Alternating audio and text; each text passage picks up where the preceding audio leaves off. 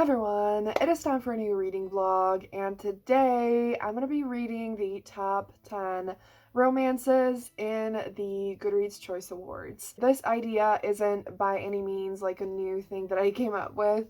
Many people have done this for multiple genres. I think I saw it for the first time done by Chandler from Chandler Ainsley. I love her channel, I've mentioned her before. I'm going to link her and her past video down below. I also know that Jess from Peace Love Books did this, so I'm also going to link her last one down below. Many people have already talked about how obviously like the Goodreads Awards have so many different issues, and the selection is almost always just really not great in a lot of ways. So I'm not going to talk about that right now because like this video is already really long, but obviously like I agree with that. But this time, as opposed to last year, I actually felt like the top 10 books were books that I was interested in and that I could enjoy, even if they're not like books that I think should be there or that all of them should be there or that like I wouldn't choose different ones, you know? I'm gonna be reading, like doing a reading vlog of 7 of them, and then at the end I'm gonna talk about the 3 that I read prior to this, and then I'm gonna do like my own personal ranking, predict what the Goodreads ranking is going to be, and then react to what it's actually going to be. So I also did like a little thing of predicting the ranking before reading these books. So what this is what I predicted my personal ranking to be, and not to spoil anything, but let's just say it definitely surprised me. And then this is what I predicted the Goodreads ranking to be without reading these books or knowing much about them. So I am going to do an updated one after finishing all the books, and this intro has been long enough, so let's just get straight into the reading vlog. So I have officially started the first book, and that is Neon Gods by Katie Robert. This is a Hades and Persephone retelling, and the way it works is super confusing. And I feel like it's even more confusing than some of Katie's other books, because basically Katie Robert has this really long series that's also like retellings, and it's basically like famous fairy tales, and like what if the main character ended up having a romance with the villain. And so the series is called Wicked Villains, and the way that it works in that is that like it's retellings of fantasy things, but it's kind of like set in our world, and the magical parts are like integrated into it in ways that like make it kind of work in the real world, but it's not things that would ever like realistically happen. And so as far as I can tell so far, I feel like this book is like that as well, but it's so confusing because like the way that things are called, and even on Goodreads I'm looking here, and 707 people tagged the book as fantasy, and then like fantasy romance, so it kind of has the vibe, but it basically has no magic, I think. And I don't fully love that. But anyways, let's talk about the synopsis. Persephone at the beginning is basically told by her mother that she is going to be engaged to Zeus, and that they basically are going to have like an arranged marriage. And she has been wanting to flee from the city of Olympus for ages, and so obviously this would only trap her further, and she definitely doesn't want to marry Zeus, obviously, and so she wants to escape, and so she basically runs away to this like forbidden undercity, and makes a bargain with Hades, and so she kind of like crosses to his territory. So that's kind of like the thing of how like the underworld and now this like forbidden city, that's just how it's like kind of incorporated into some ways that it can work in our world. And so they make a bargain that like I actually didn't know anything about the plot of this one. If you know me, you know I never know the plot of anything. And sometimes I'm in for a fun surprise. The plot of this, the bargain and deal that they have, is one that I didn't expect, and it's really fun. It's basically just gonna be a super steamy, fun, quick retelling. Probably that's what I'm expecting, and I do think hopefully it's gonna be fun. So far, it is fun, and the only complaint that I kind of have is that I do wish it was actual fantasy. I didn't even say that I'm actually quite at the beginning of the book, so I got to a little bit over 20%, but I just wanted to do an update since, my makeup is done, and I was like excited to talk about the book, so we'll see how it goes. I think I'm gonna like this. We'll see. Last night, before I went to sleep, I finished Neon Gods by Katie Robert, and I have quite a few thoughts, so let's get into them. So this book was definitely a lot of fun. I definitely enjoyed it. The romance in this was amazing. I loved Hades and Persephone in this book. I loved how soft Hades was. Like, he was just such a cinnamon roll almost deep down, and I just adore male characters who, like, look super serious and like that like bad boy reputation and just looks so dangerous and whatever, and then turns out to be a total softie. And that was definitely the case in here, and I loved Hades so much, and I loved Persephone as well, and it was just so good. And I definitely enjoyed it, but I didn't unfortunately like completely adore it. It wasn't like, I didn't fully expect to anyways. Like, I didn't think this would be my favorite in this video. I wasn't sure if it would be a 5-star, and it ended up being a 4-star. And one of the reasons is what I kind of already said. It felt really strange the way that it's like not really fantasy, but also like feels like it's not contemporary either. But there's like no magic whatsoever, and there's no like it's adjusted to our world and all of that, and so don't love that, but it's like, who cares, like that's the way the book is written, and it's kind of weird to like complain about it, because like if I don't like that, I shouldn't read it. But I still think that it would improve the book, but it is just that way. It's fine.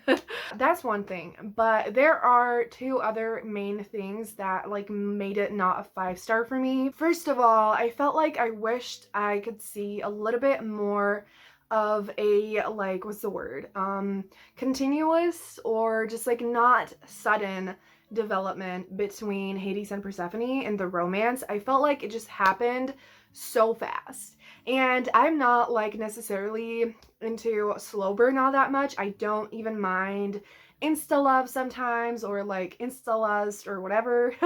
But I just feel like it would have been so good if there was a little bit of a slower development in this, and it just happened so fast that I didn't even have time to like get excited for it to happen, if that makes sense.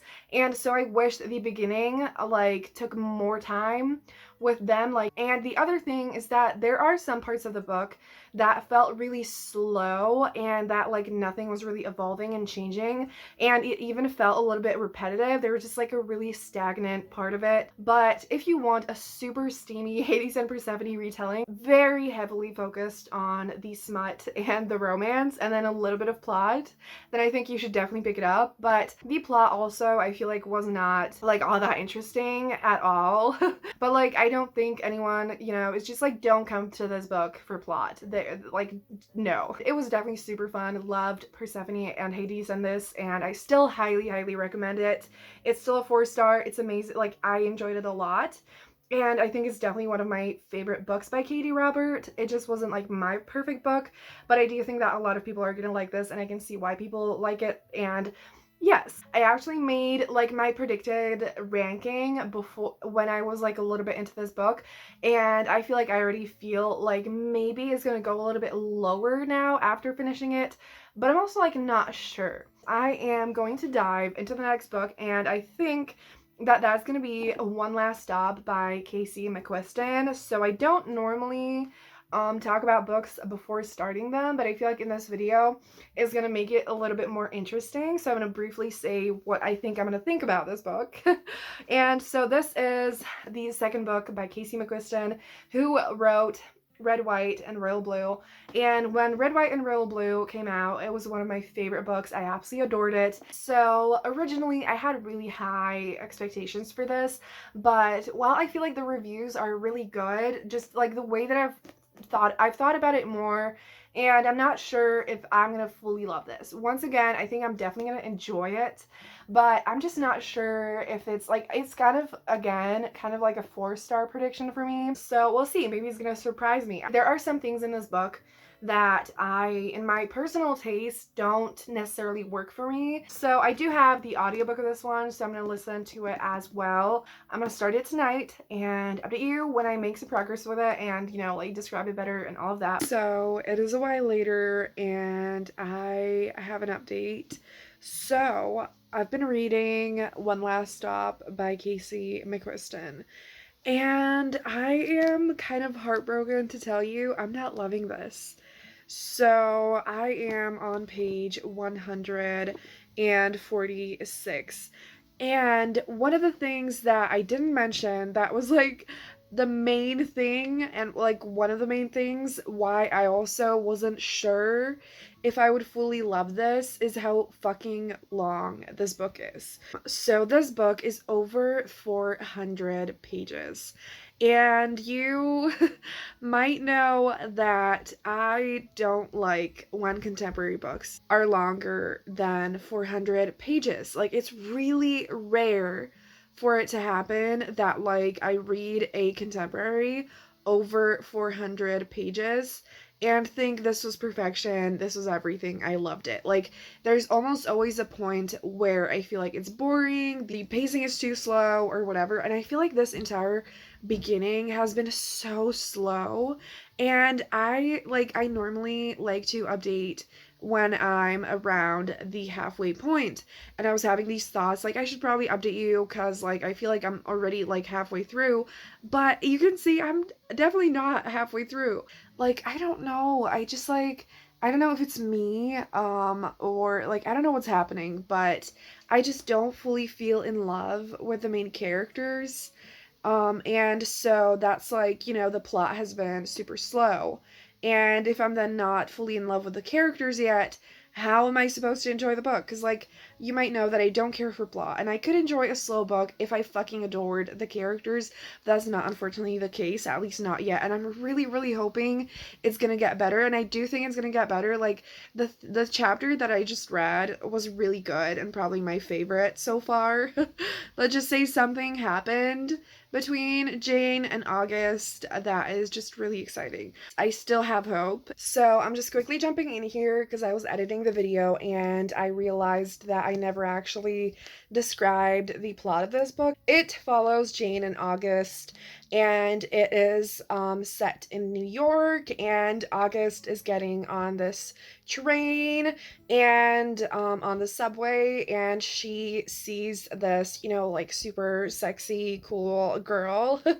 And then she finds out that Jane is actually stuck on this Q train, and she has been stuck on there since the 1970s. And so the two of them start trying to like solve the like mystery of why she is stuck there and like recover her memories, because Jane doesn't like fully remember what happened. And so they try to figure out, like, you know, what happened so that she doesn't have to be stuck on this train anymore, because she literally, like, you know, she can't leave and all of that. And so that is, I think, just like the gist of it. I don't know if I also said that it's a new adult romance or not. It definitely is more adult than Red, White, and Royal Blue was. So yeah, hopefully that's a good enough description. And now back to my past self. So I think that's all for now. I don't know if I'm gonna update you when I finish it or like as I read it. We'll see, like, you know, if I have any interesting thoughts. It is time for an update. I hope the lighting is okay. My two of my light bulbs in my light stopped working, and I don't know, I feel like it hopefully looks okay. I finished One Last Stop by Casey McQuiston, and I just, you know, I want to know, do you think I ended up enjoying this more or not? What do you think? Did it get better or did I end up hating it? So, moment of anticipation. I I did, in fact, end up enjoying this so much more than when I last talked to you. Thank God. So yeah, I finished this. I honestly can't believe it. It was so long. And so let's talk about all of that because the last time I was certainly not very impressed. So there's a lot of new thoughts and I was considering like updating you along the way and I was going to, but then like I don't know. It got so much better and I got so much more invested in Jane and August and the romance and the side characters as well. So I don't think I mentioned that there is a found family aspect to it, which I always absolutely love. And the side characters were wonderful and really diverse as well. Pretty much everyone in this book is queer. There's some trans representation as well. And so I did really enjoy that. And at the beginning, I was just like really not into it, didn't care about anything. You saw that, but then that definitely changed and developed. And there were so many moments in the romance that like I did end up really rooting for them and it was really good. And so I think in the end, I'm gonna give it 4 stars. I liked more of the book than I didn't, and I liked it quite a lot in the end. And there were some really meaningful moments as well. And I did almost cry near the end, like happy tears. So that kind of, like shows my emotional investment. And so while this wasn't like the perfect book for me, and like it's definitely not a 5-star and it's unfortunately not like a new favorite, I did end up enjoying it. Yeah, so I actually think that it would be quite a similar ranking for me as Neon Gods. I do think, I'm gonna get to that in a second, I do think I should have put Neon Gods a little bit lower. And I don't know, I think that these two books, if I had to decide, like it's really hard because like they are entirely different and my enjoyment was entirely different, but like in some ways I had issues that were a little bit similar. Yeah, if you are craving an adult sapphic romance, you like New York settings and a little bit of some like a contemporary book but with some like not necessarily magic, but like something like that in it, and found family and all of that, then I think you could definitely enjoy this. It does also get pretty steamy, so if you are interested in like steamy adult sapphic romances, then this does have that in it. And I do think it's like more steamy than Red, White, and Royal Blue if you read that and you want a comparison. I feel like that's all I'm going to say about this book. We are making quite good progress through this list and the video. So I think the next book that I'm going to pick up is, I forgot the title, but it is by Tia Williams, and I am really intrigued. And I was like, I was slightly unsure about this book because to me, the cover gave me literary fiction vibes. And so just when I saw it around without looking into it, I just wasn't sure if it would be for me. I didn't even know that it was a romance and all of that, but I looked into it and the reviews are really good. And so I actually think that what I'm guessing is going to be the case is now I think this book is going to be my number 5 and I'm going to move Neon Gods lower. So I think I'm actually really going to enjoy this one, and my main reason why is because like the reviews, multiple people that I really trust loved this book, and particularly Talia Hibbert absolutely raved about this book and loved it completely, and I trust Talia with my entire reading life. And so I really think I'm gonna love this one. It is time for an update. I have been listening to 7 Days in June by Tia Williams, and I am getting near the halfway point of the book. I am really enjoying it, but before I get into like my thoughts, let's talk about what this book is even about. So this is once again, adult contemporary romance. All of these are. It's also a Black love romance, meaning both of the main characters are Black, and it is about Eva and Shane, who basically, I don't know how many years ago, but just many years ago, they had these 7 days that were like super intense, and they fell in love and everything, and then like things fell apart and they got separated and all of that. And so then it becomes a second chance romance when they run into each other, like they're adults and everything, and they just like kind of reconnect. and all of that. They are both writers. Eva is an author of erotica, and Shane is an author of like literary fiction and like an award-winning author and that kind of thing. Well, I fucking adore books about writers. Like I've mentioned this before, it is one of my favorite things. And I forgot to mention that when I said that I was actually really excited for this book. And like I found out about this fact like at least twice and I forgot every time. And then once I realized it and when I started this book, I got super excited. So, if you like books about writers, both of the main characters are, and it makes me so happy. I just love it. This book is definitely like a romance, but it does also deal with the main characters' journeys, like emotional journeys and their trauma and past and all of that a lot. And so if you like really emotional books with like raw emotion that deal with like hard-hitting, painful things, but in a really like beautiful, impactful way, then you definitely need to check it out. But also like definitely, don't expect this to be a light rom-com, and do check out the trigger warnings. Both the main characters have quite a lot of pain in their past, and Eva also actually has chronic migraines, and so it explores the topic of like chronic illness and all of that as well. And then Shane is also recovering from addiction. Like, I am so invested.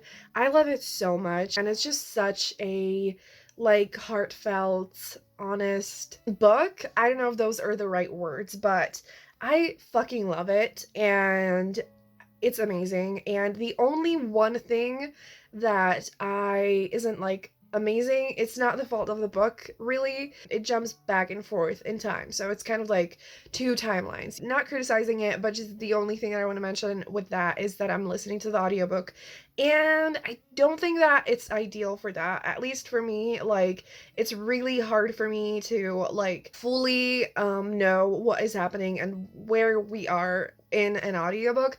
And so if you can read it in a different way than an audiobook, I do think that that would be better. But it's like not, it's like not ruining my experience, and it's doable, but not ideal. I definitely do think that like it's going to be in my top 5, and it is just so good. Like I don't know what else to say about it. It is beautiful, and I can't wait to see where the romance goes. And Eva is also a single mom, and I absolutely love single parent romances. So, the more I talk about this book now, the more I realize how much I'm loving it.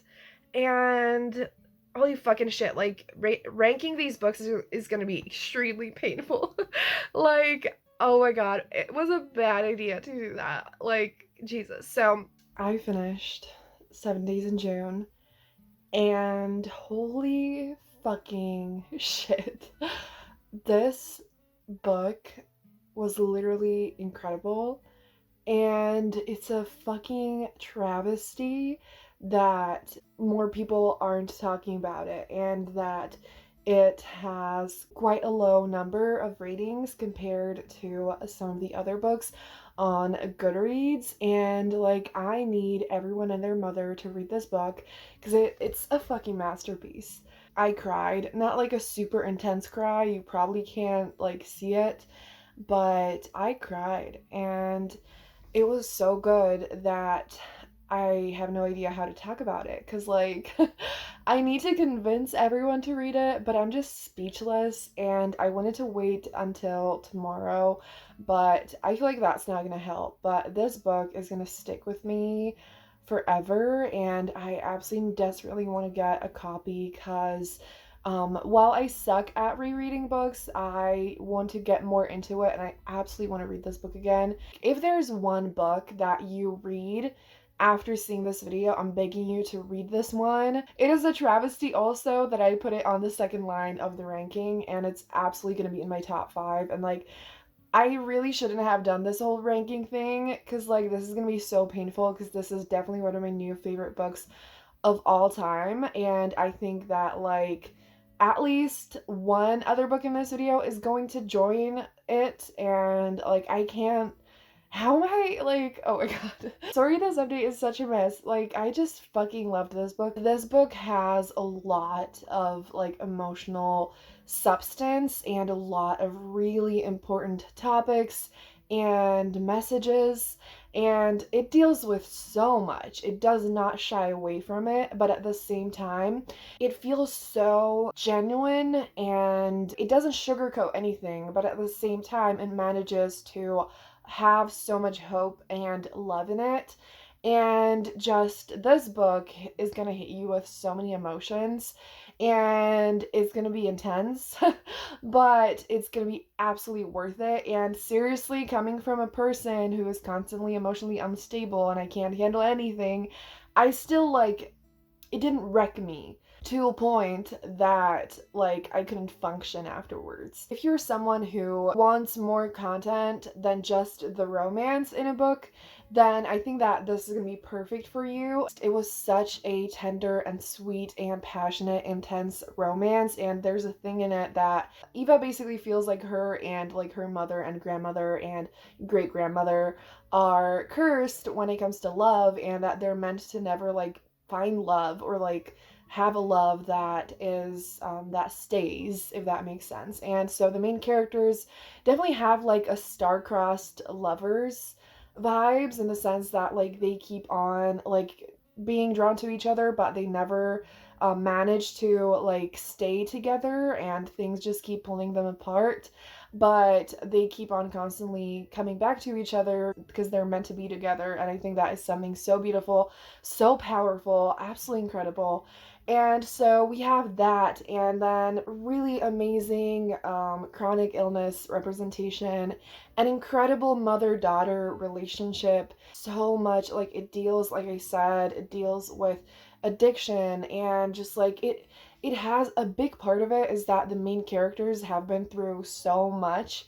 They went through so much pain, but now they can finally find a home and love and just happiness. And I think that is the thing that is so incredible in here. I literally want to cry because like it is just so beautiful and so powerful. And literally the more I talk about the book, the more I think about the book, I just love it more and more. And please, I'm begging you to read this. It is absolutely perfect. Like, I would not change anything. And the only one thing I was a little bit worried about is that it is like partially told in like not two timelines, but like it has flashbacks and things like that. And that doesn't always work for me. To me, it disrupts the flow of the story. It doesn't work for me a lot of the time.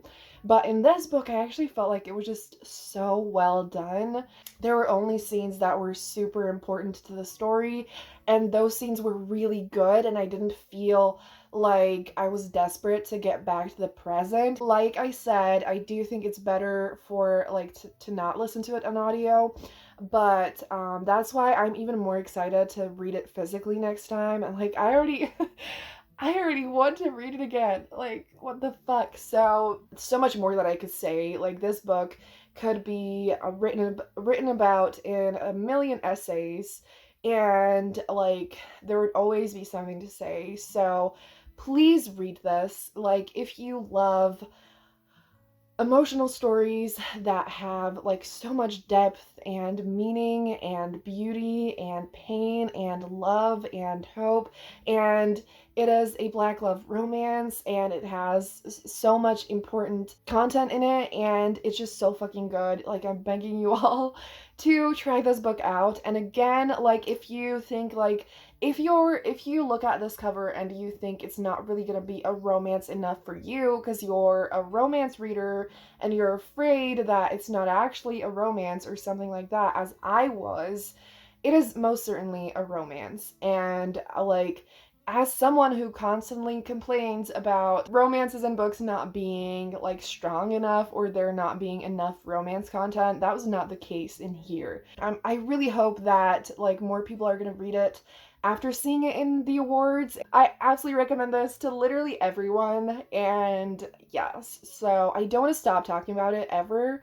but I am going to have to, and I don't know if I'll be able to start another book tonight. I should, but we'll see. I'm gonna chill for a while and then hopefully get to it. And I think that the next book that I'm gonna pick up is The Spanish Love Deception by Elena Armas, and I'm very curious to see if I love this book. And I do think I'm going to, but you know how I said with One Last Stop that I just really don't think contemporary books should ever be over 400 pages. Obviously not a rule, just for me as a reader, I hate that. This book is even longer than One Last Stop. This book is almost 500 fucking pages, and I just like, that is literally the only reason, honestly, that I still haven't read it.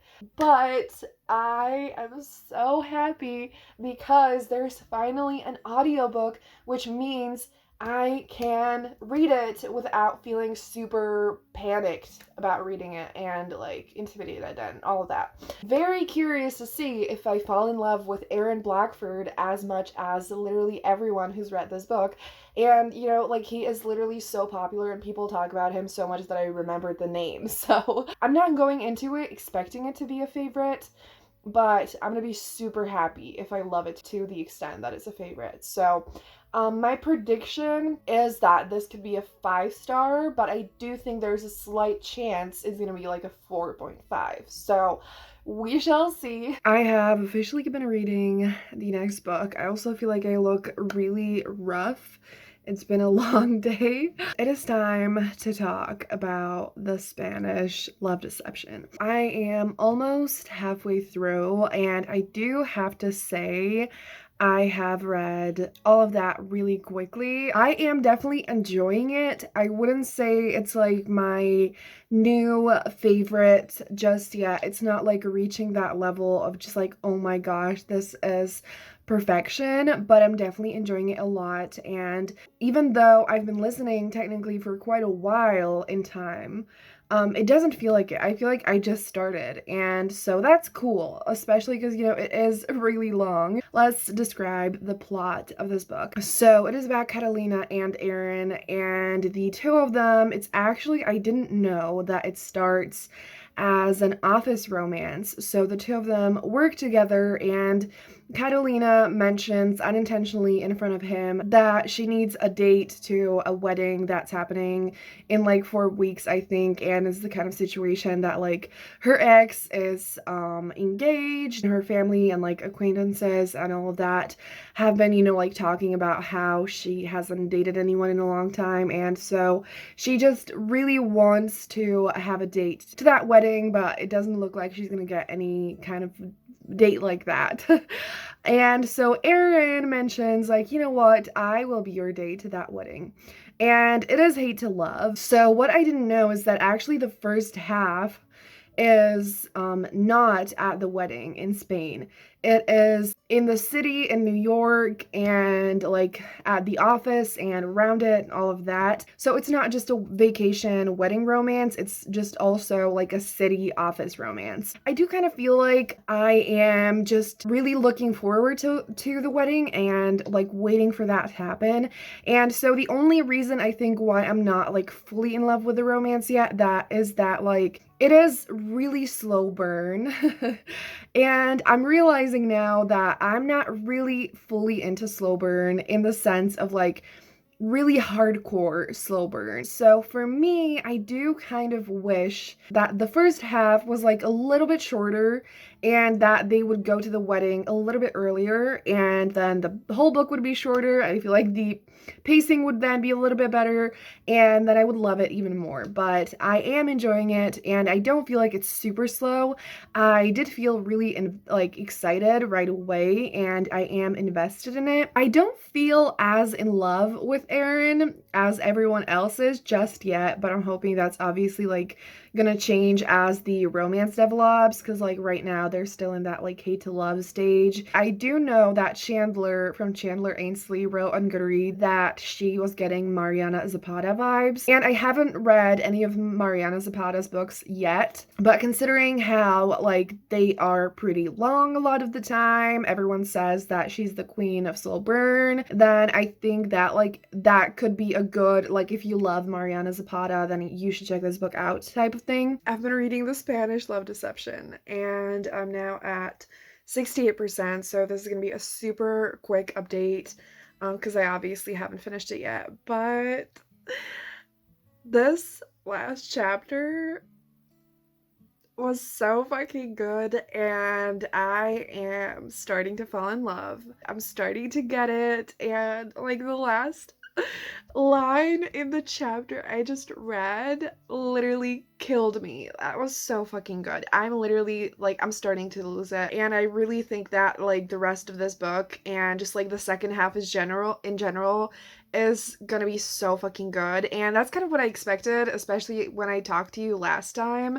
Considering that this is Elena's debut, I absolutely cannot wait for whatever she writes next, because like it is still so fucking good. The only one thing before I go is that I am heartbroken that this book isn't like a dual point of view, and that is my favorite thing ever in romance. That is why I fucking love adult romance, because most of it is written in dual points of view. I really wish we got the point of view of Aaron as well, because like, while I don't think he's gonna be like my new book boyfriend, I do think like I am really loving him now, so it would have been fucking epic to get his point of view, and I feel like it would give so much like good context as well, but you know, oh well, we gotta enjoy what we do have. So I'm gonna shut up now.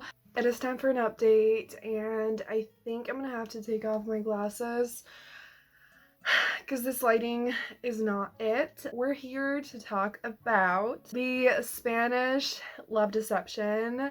I finished it. And I really enjoyed it, and I really fell in love with it around like maybe like a little bit past the middle, or I don't know. And it's not that I didn't enjoy the first half at all. And like I said, I also definitely learned that I'm not the biggest slow burn fan, because here's the thing. I always want as much like content with the couple as possible, and in this case it was like, when it's a slow burn, and that was how it was in this book, it's like, yes, it's so satisfying when they finally kiss, it's so exciting, but then I feel like you don't really get that much content with them together. And I know that like some people like that, but for me it's like I want as much content of them together as possible, so I do wish we got a little bit more of that. But it was definitely super romantic and super fun. It got a little bit steamy as well, and yes, I did love Aaron, and I loved Lena as well. I enjoyed it to the point where I didn't know if I should give it 5 stars or 4.5, but I did give it, I think, in the end, 4.5, which is actually what I predicted, so that's really funny. Definitely cannot wait for any of the other books that Elena writes, so I think we're gonna move into the next book. And so I think that the next book I'm going to start is the Soulmate Equation by Christina Lauren. When I first saw this book on the list, I wasn't excited about it at all, and I was just like, oh no, I don't know if I want to read this, because I did read, I think, at least 1, maybe 2 books by Christina Lauren that I loved, but then the past few years, the past like 4 releases, I've heard people whose opinions I really trust talk about these books, and they were just really not impressed by them. They really didn't enjoy them. They felt like the books were just not really all that fun or special. So I thought that like, since I haven't really heard anyone talk about this book, that it wouldn't be good. And then I looked into the reviews, and multiple people actually really enjoyed this. And so while I don't think this is going to be a new favorite by any means, I do think that we're going to get another 4-star read with this, maybe even 4.5 as well. I've been reading the Soulmate Equation, and I'm really enjoying it. Like, I'm also really tired, so I think this update is gonna be quite brief, and I'm just gonna try to like talk better tomorrow. I just, you know, like I've been going and going and going the past week, and honestly like the past 2 weeks. And yeah, but like with this video, it's been so hardcore that I feel like I've barely been able to like catch my breath, and I'm still loving it and having so much fun, but it's a lot. I feel like you can see it in my face. I'm so exhausted.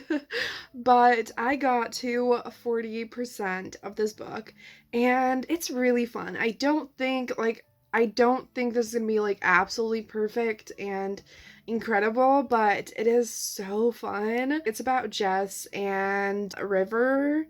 Jess is a single mom, so we have yet another single parent romance, and it makes me so happy. I just love it so much, and I'm definitely gonna make like a recommendation video for that soon. River is basically like one of the owners of this app. This app is like a DNA based dating app. Jess gets convinced to give this book a give this give this dating app, oh my god, I am losing it, to give it a try, and you know, like send in a sample of her DNA, all of that. And turns out she has like the highest matching score with River, of course, that they have seen so far in the company. And I don't think I said that like the company is starting out and like at the very beginning, and so they have like a 98% match or something, and so super high, like absolutely incredible. She's super skeptical about it, and they also, it's kind of like dislike to love. I wouldn't call it hate to love, especially because it doesn't really last. It's just more, you know, it's just kind of like the situation of having a not so great first interaction, and so when they find out, they're both shocked, and they try to convince Jess to like agree to try out hanging out with River so that they can find out if, you know, it's a good match. And like obviously it'd be really great promo and whatever. It's super fun and light so far, and I am not like completely in love with it, like fangirling or anything like that, but I'm flying through it and enjoying it really a lot. It's definitely like a super easy read. I mean, I didn't realize that like this video would go so well. And because like at first, you know, when I saw the top 20 list, I was not impressed by some of the books. And yeah, but this one, I feel like it works for my taste. While it obviously like has so many issues, I'm by no means saying it's a good selection or that like I wouldn't change it or anything of that sort. I do think that it's much better than last year, and it's just like really fun, you know? So yes. It is time for an update. I just finished the Soulmate Equation by Christina Lauren, and I really enjoyed it. I ended up giving it like 4.5 stars. I wasn't sure if it was like a 4 or a 4.5, so I think it's something in between. And honestly, kind of a really similar ranking to the Spanish Love Deception. And I was thinking about like which one I liked more, and it's super hard to compare. But this was just a super cute and sweet book that was just really filled with like care and like sweetness and that kind of thing. So if you like books more that like are kind of quieter and a little bit calmer and not like super intense and super passionate and all of that, but like still really wonderful, then I think you would really like this. It gets a little bit steamy, but not really a lot. Definitely like the least out of all the books on this list. So if you don't really like reading that kind of stuff, then I think this would be the right fit for you as well. But it was just such a sweet, fun, quick, lighthearted book. I actually like the dating app type of stuff reminded me of The Right Swipe by Alicia Rai, especially in the vibe of it being kind of like modern and set around the like dating app world. So if you liked that one, then I think you're gonna like this, and vice versa. We have 2 books left, and the one that I'm gonna read next is The Love Hypothesis by Ali Hazelwood. And I am really curious about this one because like I am pretty much 100% sure that this is going to be the winner. Do you think there's a high chance that like while I don't have high expectations, even though it's been super hyped, I still think it's going to surprise me, and I do think like I would be shocked if I would hate it, but who knows? Maybe I'm actually really gonna love it. And so I don't necessarily have a reason of why I don't think I'm gonna love it. But I'm not really a big fan of Raylo, and if you didn't know, this is kind of like Raylo fan fiction. Let's see, I am getting really tired, and I'm like, don't try this at home. Reading so many books that are like so similar and like full length novels like so quickly in such a short amount of time is a lot. Like, I feel like I've been doing a 24-hour readathon for 5 days straight, and it's a lot. I can't wait to have a break, but at the same time, I'm obviously enjoying these books. So please, if you like this video, give it a thumbs up, because it has been a lot, and my head is also kind of hurting a little bit, which is not great. I take back everything that I said. This book is so cute. Are you kidding me? I am once again halfway through, and it's so cute. It's so fun. It's funny and like charming, and I am really enjoying this. And I actually looked at Goodreads, and I found out that the next book that I'm going to be reading, The People We Meet on Vacation, has over 200,000 ratings, and I'm shook to my core. And so I actually think that it's pretty clear that that one is going to win. And I'm really surprised, because I thought that The Love Hypothesis would win the entire time, and I think that like in that case it's definitely going to be like the number 2 spot. We're not talking about that right now. We're talking about The Love Hypothesis. This book is about Olive and Adam, who work in academia and like STEM. Adam is a professor, and Olive is a PhD student, but like they aren't connected in that sense, that like he doesn't teach her. And this book has fake dating in it, because Olive basically ends up kissing Adam because like in front of her best friend, because her best friend has a crush on Olive's ex-boyfriend, and she wants to prove to her that she doesn't care about that guy anymore. And then Adam and Olive just come to an agreement and plan out their little fake dating scheme. Because there's just, something in it for both of them. And yeah, so that's basically the quickest way to describe it. And it's so fun and lighthearted, and I'm really invested. And like the second that I read the beginning, I was like, yeah, you know what? I'm really gonna like this. And I also looked at the reviews for this book. I check reviews for pretty much anything, and that's the main like way that I decide what I want to read and all of that. But for this one, I heard so many people talk about it on BookTube and everything that just I never felt the need to look at the reviews. And one of my friends, Nick from Nick of the Books, I literally just made a video reading books she recommended, so obviously her taste is impeccable, and like if you watched that video, you'd know that our tastes very much align. And she gave this book 5 stars and said it was like one of her favorite romances of this year. And so I was like, okay, I'm gonna love this book. Yes, I'm gonna be one of the tons of people who love this book, and like I'm not mad at it, because it's so good. I am gonna shut up and go back to listening and like read it in one sitting, even though my head is slightly exploding and I'm getting tired. I don't really want to stop reading it. I'm so excited to see the romance develop. It's also Grumpy Sunshine, and Adam definitely has like I hate everyone but her type of vibes, because like everyone talks about how horrible he is. I have heard a lot of people say that the smut is amazing, so we haven't gotten to that, but I'm excited. So I have officially finished The Love Hypothesis, and obviously I was wrong. My prediction was not accurate, and this book was so good. Like, if I looked into it and actually thought about it a little bit, I would have known that I would love this, but at least it really pleasantly surprised me, and I think it's a 5 star. So let's get into it. Before I get into all the things that I love about it, I want to mention the only one thing that I didn't love and that I want to mention because I haven't heard almost anyone talk about it.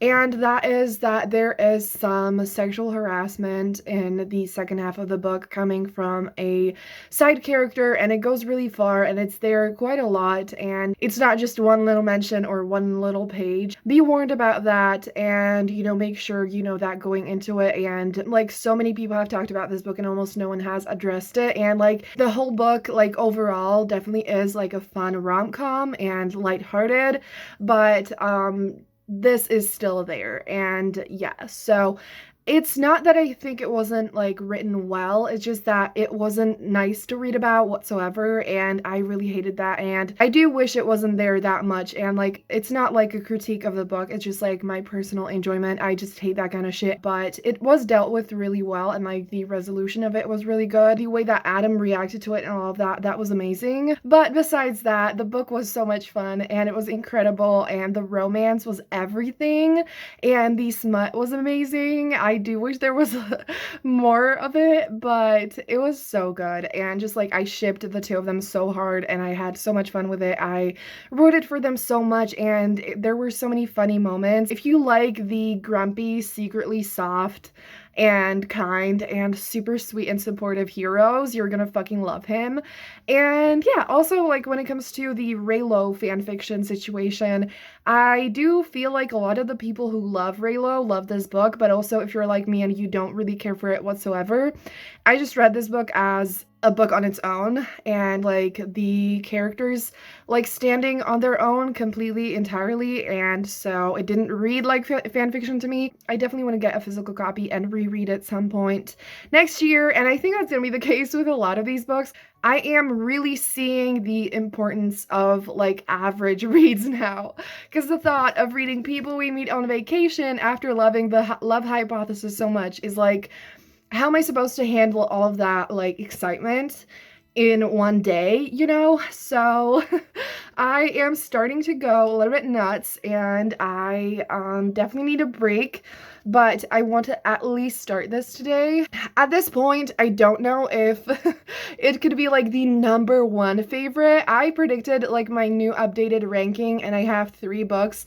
on the top, and this is one of them. But either way, this is absolutely going to be a 5 star. I've been looking forward to this book all year. I really think I'm going to adore it. I know I'm going to adore it with this one, and I think it is going to be one of my all-time favorites, and I am actually going to annotate it. It's the kind of case where I know I'm going to love it so much that I don't even want to read it, because like, I don't want it to be over yet, and I'm like, am I even going to be able to handle the intensity of it? But I think it's time. I've been reading People We Meet on Vacation, and let's just say this is how it's going. So I am in love with it. Not surprised. Talk about what this book is about first. So it is about Poppy and Alex, who became best friends a long time ago, and then they drifted apart, and for a few years they just didn't really communicate and hang out and all of that.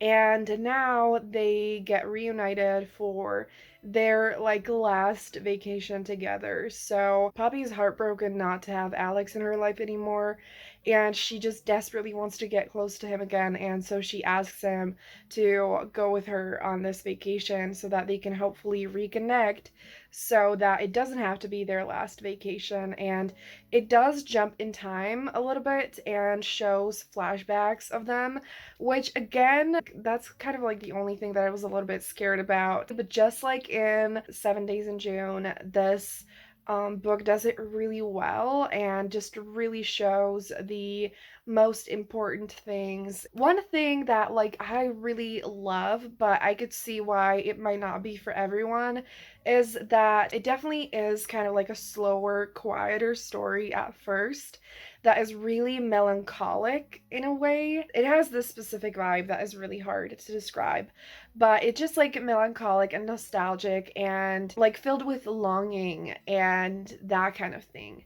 And so if that doesn't sound, like something for you, then it might not be for you. It is definitely like a slower story, but it doesn't feel slow to me, and it hasn't felt boring at all to me because I'm just so connected to the characters. I'm so invested. There are so many things that just like I can't even explain and put into words that make me like just like relate to it and just feel connected to it on like a spiritual level. I can't wait to like see them get closer again because like oh my gosh, so they definitely have such a strong emotional connection. The like sexual chemistry I think is gonna come into play a little bit later, and I can't wait to see that too. And I just absolutely fucking love this, and I'm so happy that I decided to annotate it. It's really making me savor this book. I love estranged best friends to lovers, and there's just like so much pining and longing and this like desperate loneliness that is really sad, but like when they come together again, the loneliness goes away, and that is just so beautiful, and I can't wait to see that happen. Without me even realizing it before, I think that it is really the perfect timing for me to read this. The time has come for me to talk to you about people we meet on vacation, wrap up this vlog, react to the winners, all the good stuff. So I finished this last night, and obviously I adored it. I used up all of my pink tabs on a new, like, like the thingy with the tabs, like the entire pink stack. I used it up, and halfway through the book, I was like, I went to look for another one. I loved annotating it so much, and I flew through it, but at the same time, thanks to the annotating, I really absorbed every word and I savored it, and it was just the best experience. I feel like it was the best time for me to read it. It was just absolutely incredible. This book is just like the kind of book that touched my heart and soul and connected with me on like a spiritual level, on that like next level that only the all-time favorites can. And that is the case with 7 Days in June as well. We're gonna get to it when I get to the ranking, but first I want to mention a few more thoughts and things about this book. There is the only one bed trope.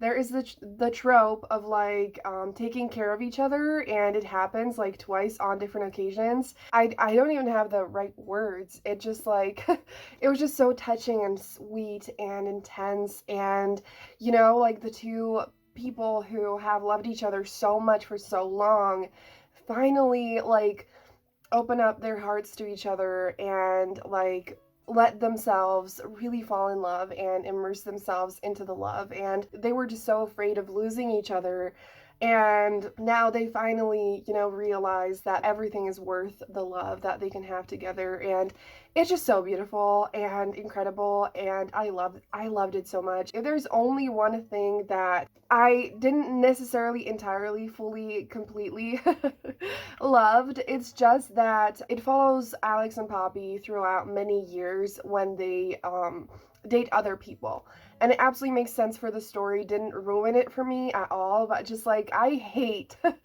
any kind of thing that's like a left triangle or just like other people in the picture in romances, because I'm just like very like possessive, or I don't know, of the main couple and like for them, and I just want the two of them together. But like it made complete sense, and it wasn't like annoying. It just like only made it even more powerful when they could finally be together. And it actually, this thing reminded me of another book that I adore that is very different, but like in some ways it's similar, and I think like if you love this, you should check that out and you would love it, and that is Queen Move by Kennedy Ryan. This is childhood best friends to lovers, and it's the exact situation where they just keep on being pulled apart by life and just like circumstances and everything. And for so long, they love each other so much, but they can never be together until, the time is finally right. And it's just absolutely everything. So, absolutely loved this. I could talk about that book for hours, but let's see what I made my, actually, no. Before we have a look at the rating, I still need to talk about the 3 books that I didn't like read in the reading vlog that I read prior to this. The first one that I have here is Act Your Age, Eve Brown by Talia Hibbert. If you know me, you know that Talia is my favorite author ever. They're absolutely incredible. Like, every single book by Talia is perfection to me.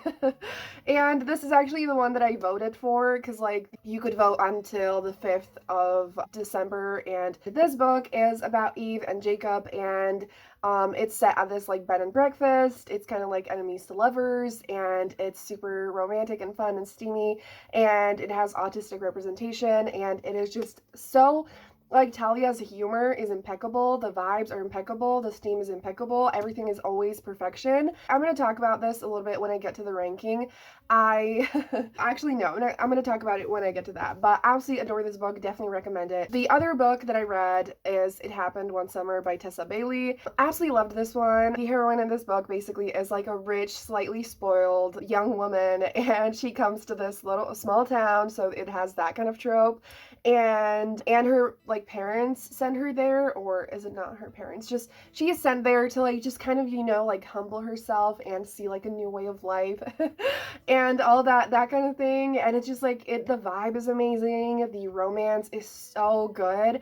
I think that this is my favorite book by Tessa Bailey. It is just like delightful, honestly. Definitely recommend this one, and I had so much fun with it. And the last book that I read before this is The Ex-Hex by Erin Sterling, and it was definitely really fun. It was like one of the books that I read during spooky season. The vibe was there. It was just, this one actually, now that I just realized this is like the only not entirely contemporary book in here, because it's like a paranormal romance, but it does kind of feel like contemporary, you know, like it has paranormal elements but still has that like contemporary vibe. It's basically a second chance romance, and the heroine put a curse on the hero, and she didn't know for years, and now that he's back in town, weird shit starts happening to him, and, you know, like dangerous stuff kind of, and so they have to like figure out how to break the curse, and they reconnect and all of that. And this was cute and just fun, lighthearted. You know, it was a great book for spooky season. But now we're gonna get into the ranking. For me, it is on my last spot because it honestly wasn't all that memorable, nothing like super spectacular. So you're gonna see on my ranking thingy that it looks a little bit different. So if you want to come for me and be like, this is cheating, no. If I were to do like actual like 1, 2, 3, 4 spots, I could not. I could literally not. So number 1, you see Actor H.E. Brown, 7 Days in June, and People We Meet on Vacation. It's in the order that I read it in, so don't be like, you know, that's 1, 2, 3. No, that is just number 1. I do think that actor H.E. Brown actually might be on the second one, but I just don't want to do it. I just don't want to. I think the thing is, I listened to it on audio before it was even out because I had an early copy, and so having it early was so exciting. And I think if I read it physically, it would have like taken over my heart even harder. 7 Days in June and People We Meet on Vacation are my new all-time favorite books. There's no question. They took over my heart and soul. Alex and Shane are my new book boyfriends. More like book husbands. They are husband material, okay? And like, I adored them. I can't wait to read them again. I need a copy of 7 Days in June as soon as possible so I can reread it and annotate it and just like, oh my god.